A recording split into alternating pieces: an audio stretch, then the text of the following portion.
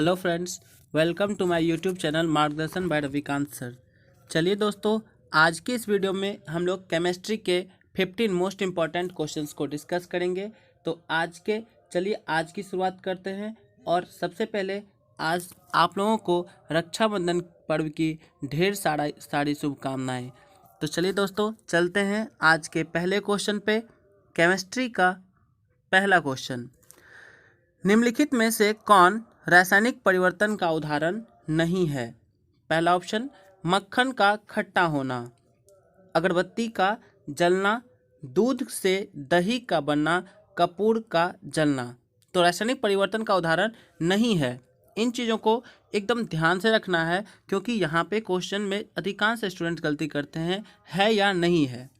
तो सही आंसर होगा कपूर का जलना। कपूर का जलना रासायनिक परिवर्तन का उदाहरण नहीं है।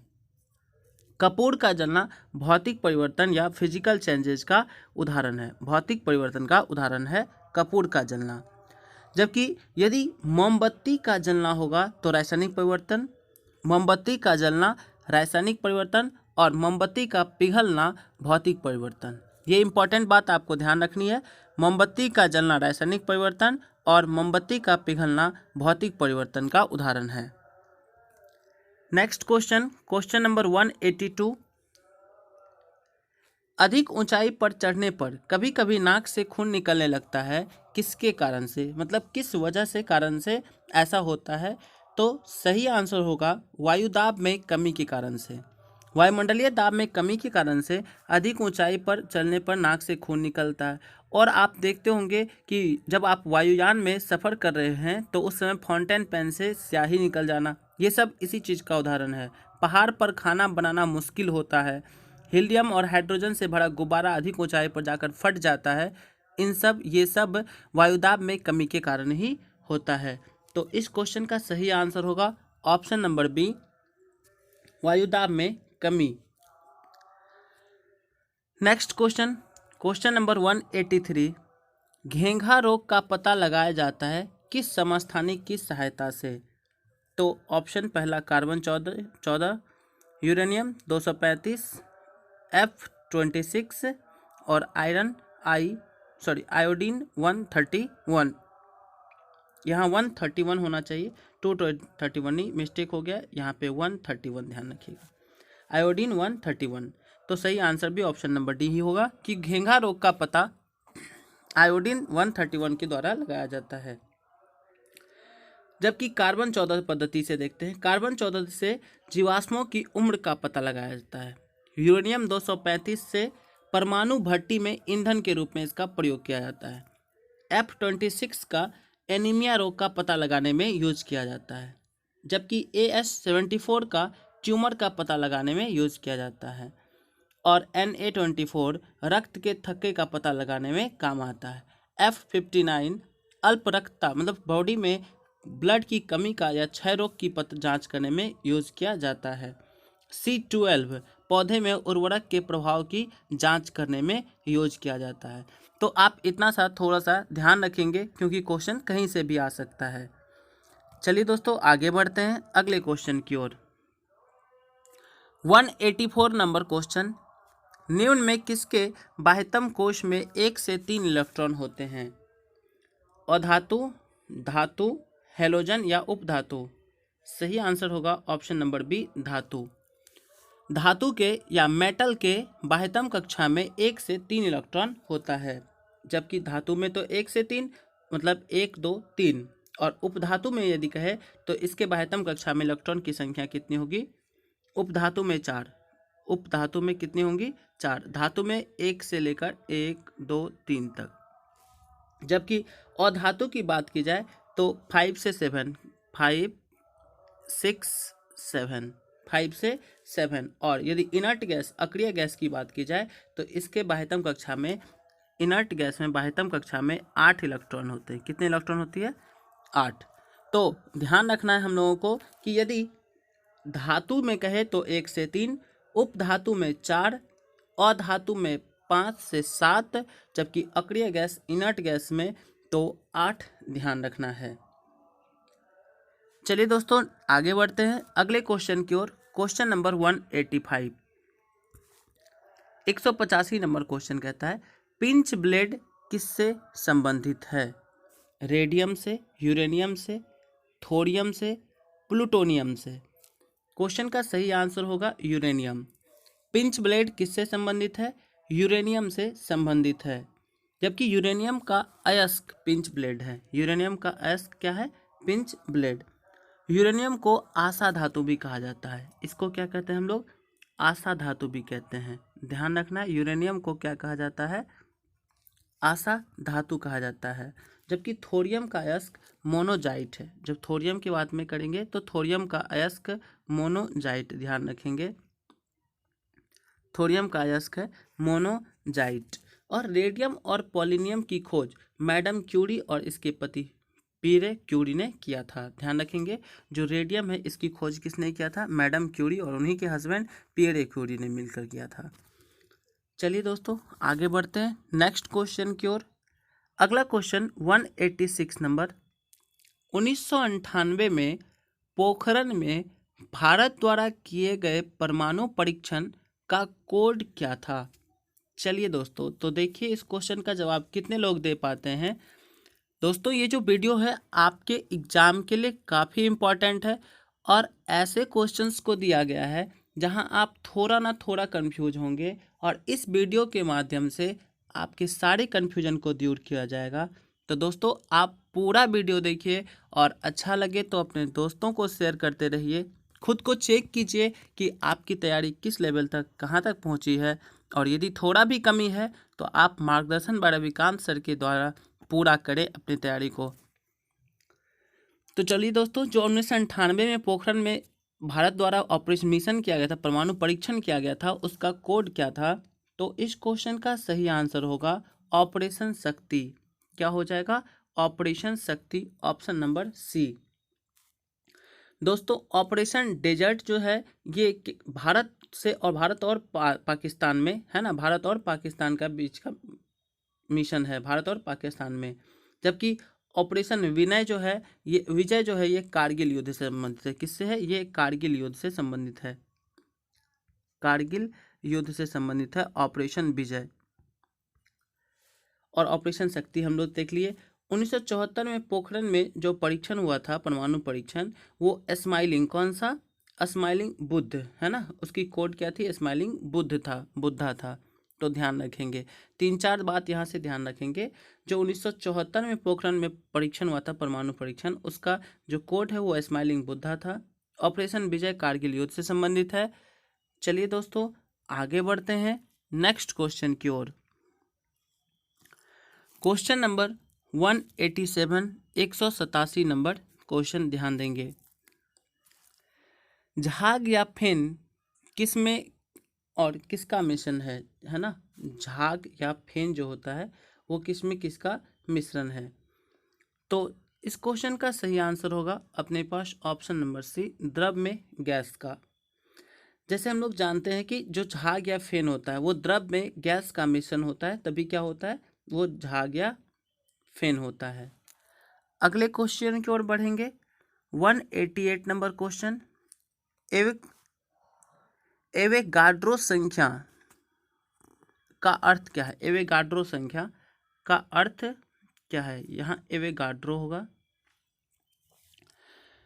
परमाणु के नाभिक में प्रोटॉन की संख्या, किसी तत्व के 1 ग्राम के परमाणु की संख्या, किसी परमाणु के नाभिक में प्रोटॉन की संख्या और न्यूट्रॉन की संख्या का योगफल, 1 ग्राम सोडियम में प्रोटॉन की संख्या और या इलेक्ट्रॉन की संख्या। तो क्वेश्चन का सही आंसर होगा दोस्तों ऑप्शन नंबर बी, किसी तत्व के 1 ग्राम परमाणु की संख्या जो होती है उसी को एवोगाड्रो नंबर कहते हैं। जो एवोगाड्रो नंबर कितने के बराबर होता है? 6.022 इंटू 10⁻23 के बराबर होता है। और एवोगाड्रो संख्या या एवोगाड्रो नंबर को निरूपित किया जाता है, डिनोट किया जाता है AN से। किससे किया जाता है? AN से डिनोट किया जाता है। चलिए दोस्तों आगे बढ़ते हैं नेक्स्ट क्वेश्चन की ओर, अगले क्वेश्चन की ओर। Question number 189। अग्निशामक में निम्न में से किसका इस्तेमाल किया जाता है? जो अग्निशामक होते हैं, आग बुझाने का काम करता है, उसमें किसका उपयोग किया जाता है? Sodium chloride, sodium bicarbonate, sodium carbonate और सोडियम हाइड्रोक्साइड। तो दोस्तों इस क्वेश्चन का सही आंसर होगा sodium bicarbonate, option number B. जबकि सोडियम क्लोराइड NaCl, इसको हम लोग साधारण नमक कहते हैं। NaCl या सोडियम क्लोराइड साधारण नमक को कहते हैं। जबकि सोडियम बाइकार्बोनेट इसे बेकिंग सोडा भी कहा जाता है।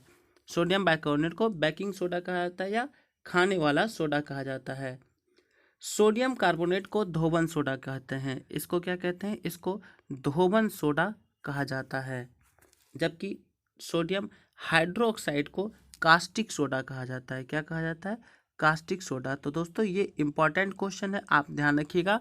कास्टिक सोडा सोडियम हाइड्रोक्साइड को, धोबन सोडा सोडियम कार्बोनेट को, सोडियम बाइकार्बोनेट को बेकिंग सोडा या खाने वाला सोडा, सोडियम क्लोराइड को नमक या NaCl कहा जाता है। अगला question, question number 190, 190 number question. निम्न में से किसका pH वैल्यू न्यूनतम होता है? pH वैल्यू न्यूनतम। तो चलिए दोस्तों, पहला नींबू का रस, शुद्ध जल, ब्लड या डिटर्जेंट। तो क्वेश्चन का सही आंसर होगा नींबू का रस। जो pH वैल्यू है वो न्यूनतम कम होता है। तो नींबू की बात करें तो नींबू का pH वैल्यू जो होता है वो होता है 2.2। जबकि सिरका का pH वैल्यू 2.4। शराब का pH वैल्यू 2.8। शराब का pH वैल्यू 2.8। शुद्ध जल का pH वैल्यू कितना होगा? 7। इसीलिए शुद्ध जल स्वादहीन होता है। जबकि ब्लड का, रक्त का pH वैल्यू कितना होगा? 7.4। ब्लड का कितना? 7.4। और डिटर्जेंट की बात करें तो डिटर्जेंट का pH वैल्यू हो जाएगा 9.2। तो इस ऑप्शन में मैक्सिमम डिटर्जेंट का और सबसे कम नींबू का 2.2। चलिए दोस्तों आगे बढ़ते हैं। pH वैल्यू से भी काफ़ी बार एग्जाम में क्वेश्चन पूछा जाता है, तो ये काफ़ी इम्पॉर्टेंट है, आप इसको ध्यान में रखेंगे। अगला क्वेश्चन की ओर जाने से पहले दोस्तों, यदि आप अभी तक मार्गदर्शन को ज्वाइन नहीं किए हैं तो आप हमें यूट्यूब चैनल पर ज्वाइन कीजिए, मार्गदर्शन बाय रविकांत सर के नाम से। और इस वीडियो का PDF पाने के लिए आप हमें टेलीग्राम पे भी ज्वाइन कर सकते हैं, मार्गदर्शन बाय रविकांत के नाम से। तो चलिए दोस्तों, वीडियो को देखते रहिए, शेयर करते रहिए, लाइक करते रहिए, क्योंकि ये वीडियो आपके एग्ज़ाम के लिए काफ़ी इम्पॉर्टेंट है। जो भी क्वेश्चंस है वो सारे के सारे क्वेश्चंस आपके लिए इम्पॉर्टेंट है। बहुत सारे ऐसे क्वेश्चंस हैं जिससे आपको बहुत कुछ सीखने को मिलेगा। तो दोस्तों एक बार आप वीडियो पूरा देखिए और अच्छा लगे तो अपने दोस्तों को शेयर करते रहिए। चलिए दोस्तों आगे बढ़ते हैं नेक्स्ट क्वेश्चन की ओर। 191 नंबर क्वेश्चन। आवर्त सारणी पीरियोडिक टेबल में किसका परमाणु त्रिज्या, एटॉमिक रेडियस सबसे ज़्यादा है? एटॉमिक रेडियस सबसे ज़्यादा है फ्रांसियम, हाइड्रोजन, फ्रांसियम या लिथियम। तो चलिए दोस्तों देखते हैं इस क्वेश्चन का सही आंसर। यहाँ फ्रांसियस क्या होगा? फ्रांसियस। तो चलिए इस क्वेश्चन का सही आंसर क्या है? तो ऑप्शन नंबर ए फ्रांसियस। पीरियोडिक टेबल में किसका परमाणु त्रिज्या, एटॉमिक रेडियस सबसे ज़्यादा है? तो फ्रांसियस का। ऑप्शन नंबर ए सही आंसर होगा। सबसे अधिक परमाणु त्रिज्या, एटॉमिक रेडियस फ्रांसियस का है और सबसे कम परमाणु त्रिज्या हाइड्रोजन का। यदि सबसे कम कहा जाए एटॉमिक रेडियस किसका है तो हाइड्रोजन का। ध्यान रखेंगे हाइड्रोजन का। फ्रांस देश के नाम पर दो तत्व हैं, एक तो फ्रांसियम और एक फ्रांसियस। सबसे हल्की धातु लिथियम।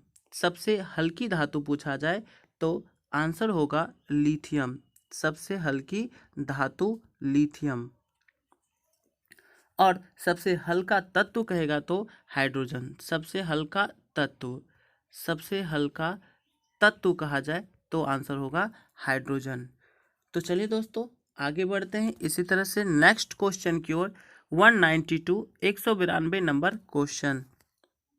लेखन पेंसिल में क्या होता है? जिस पेंसिल से हम लोग लिखते हैं उस पेंसिल में क्या होता है? ठोस स्याही, लेड सल्फेट या ग्रेफाइट। तो दोस्तों इस क्वेश्चन का सही आंसर होगा ऑप्शन नंबर डी, ग्रेफाइट। जो लिखने वाला पेंसिल होता है उसमें ग्रेफाइट मौजूद होता है।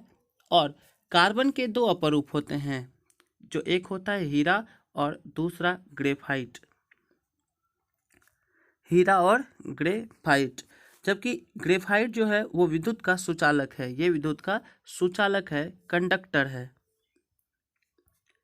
ग्रेफाइट विद्युत का सुचालक है, कंडक्टर है, और हीरा कुचालक, बैड कंडक्टर है हीरा। चलिए दोस्तों आगे बढ़ते हैं नेक्स्ट क्वेश्चन की ओर। Question number 193, 193 number question. देखते हैं क्या कह रहा है क्वेश्चन। क्लोरोफॉर्म का अनुसूत्र क्या है? क्लोरोफॉर्म का अनुसूत्र क्या है? तो दोस्तों इस क्वेश्चन का सही आंसर होगा option number B, CHCl3। Chloroform का जो अनुसूत्र क्या है? तो CHCl3 is the right answer, option number B. जबकि CCl4 कार्बन टेट्राक्लोराइड को कहा जाता है। ठीक है दोस्तों, और इसका यूज CCl4 का जो विद्युत है, इलेक्ट्रिक से लगे आग को बुझाने में भी यूज किया जाता है। जबकि CH4 हम लोग मीथेन जानते हैं कि CH4 किसको कहा जाता है? मीथेन को। और ये मीथेन जो है, ये प्राप्त मीथेन जो है ये सड़ा गला घास, धान का खेत, ये इसी समय से क्या होता है? प्राप्त होता है। ठीक है, और गोबर गैस का मुख्य घटक क्या होता है? मीथेन होता है। गोबर गैस का मुख्य घटक ही मीथेन होता है। और C2H6 इसे इथेन कहेंगे, ये एल्केन ग्रुप का सदस्य है, समूह है। चलिए दोस्तों आगे बढ़ते हैं नेक्स्ट क्वेश्चन की ओर। Question number 194, 194 number question. Camera किस कांच से बनाया जाता है? पहला ऑप्शन है पायरेक्स, सोडा कांच, फ्लिंट कांच, पोटास कांच। तो सही आंसर होगा ऑप्शन नंबर सी, फ्लिंट कांच से। कैमरा किस कांच से, कैमरा किस लेंस से बनाया जाता है? तो फ्लिंट कांच से बनाया जाता है। जबकि पायरेक्स कांच के बारे में जानते हैं कि ये प्रयोगशाला उपकरण बनाने में होता है यूज। जबकि सोडा कांच का ट्यूबलाइट और बोतल में, सोडा कांच का ट्यूबलाइट और बोतल में। फ्लिंट कांच का कैमरा, दूरबीन, लेंस, इन सब बनाने में फ्लिंट कांच का यूज किया जाता है। जबकि पोटास कांच का उपयोग बर्तन के लिए, पोटास कांच का बर्तन के लिए। तो हम लोग ध्यान रखेंगे चारों कांच के बारे में। तो यहाँ से क्वेश्चन कहीं से भी आ सकता है, तो इस तरह से हम लोग ध्यान रखना है क्वेश्चन को। नेक्स्ट, और ये आज का आखिरी क्वेश्चन, अंतिम क्वेश्चन।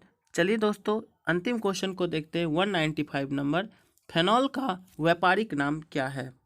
जो फेनॉल है उसका व्यापारिक नाम क्या है? तो क्वेश्चन का सही आंसर होगा ऑप्शन नंबर डी, कार्बोलिक अम्ल। क्या होता है? कार्बोलिक अम्ल या कार्बोलिक एसिड। ध्यान देंगे, कार्बोलिक एसिड किसको कहते हैं? फेनॉल को ही कहा जाता है। दोस्तों यदि हमसे पूछे कि वुड स्पिरिट किसको कहेंगे, तो ये मिथाइल अल्कोहल को कहते हैं। अल्कोहल तो हम लोग इथाइल अल्कोहल, अल्कोहल है। जबकि कार्बोरेडम जो है, कार्बोरेडम, ये सिलिका कार्बाइड को कहा जाता है। तो इन सारे चीज़ों को, चारों ऑप्शंस को आप ध्यान में रखेंगे। इस तरह से दोस्तों आज की इस वीडियो में हम लोग केमिस्ट्री के 15 मोस्ट इंपॉर्टेंट क्वेश्चंस को डिस्कस किए। यदि आपने दोस्तों अभी तक अपने channel Margdarshan by Ravikant sir को सब्सक्राइब नहीं किया है तो सबसे पहले सब्सक्राइब कीजिए, बेल आइकन बजाइए, और दोस्तों वीडियो को शेयर करते रहिए। आपको अच्छा लगे ये सारा वीडियो, इससे पहले के केमिस्ट्री के 180 क्वेश्चंस को हम लोग डिस्कस कर चुके हैं। उन सारे वीडियो का लिंक इसके डिस्क्रिप्शन में दिया होगा। यदि दोस्तों आप अभी तक पूरे वीडियो को नहीं देखे तो सबसे पहले पूरा वीडियो देखिए और खुद दोस्तों को भी शेयर करते रहिए। तो दोस्तों आज के रक्षाबंधन सीरीज में हम लोग इतना करते हैं, मिलते हैं अगले वीडियो में।